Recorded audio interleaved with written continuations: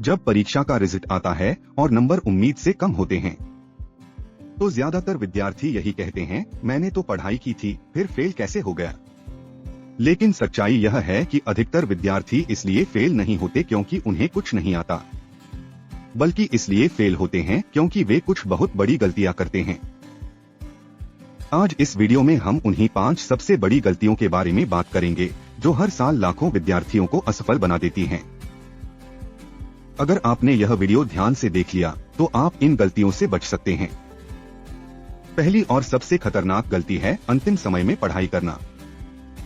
कई विद्यार्थी सोचते हैं कि परीक्षा से एक दिन पहले पढ़ लेंगे तो सब याद हो जाएगा, लेकिन परीक्षा केवल याद रखने की नहीं होती बल्कि समझने की होती है। अंतिम समय में पढ़ाई करने से दिमाग पर दबाव रहता है, विषय स्पष्ट नहीं हो पाता और परीक्षा कक्ष में जाकर सब कुछ उलझ जाता है। यही कारण है कि साल भर पढ़ने वाला विद्यार्थी भी अगर आखिरी दिन पर निर्भर करता है तो घबरा जाता है। दूसरी बड़ी गलती है प्रश्न को ध्यान से न पढ़ना। घबराहट में विद्यार्थी प्रश्न को पूरा पढ़े बिना ही उत्तर लिखना शुरू कर देते हैं। कहीं व्याख्या कीजिए लिखा होता है और विद्यार्थी केवल परिभाषा लिख देता है, कहीं कोई 2 लिखा होता है और वह 3 लिख देता है। ऐसी छोटी सी लापरवाही के कारण सही उत्तर होने के बावजूद अंक कट जाते हैं और कई बार विद्यार्थी फेल भी हो जाता है। तीसरी गलती है उत्तर पुस्तिका की प्रस्तुति को नजरअंदाज करना।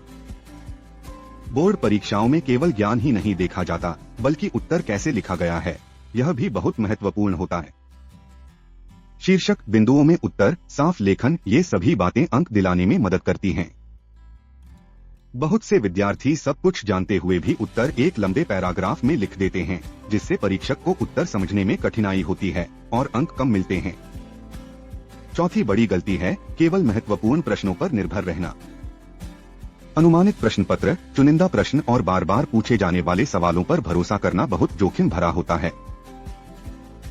परीक्षा में प्रश्न घुमा फिरा कर भी पूछे जा सकते हैं। जब विद्यार्थी ने विषय को समझने के बजाय केवल प्रश्न याद किए होते हैं तो नया प्रश्न देखकर वह पूरी तरह रुक जाता है। पांचवी और सबसे खामोश गलती है आत्मविश्वास की कमी।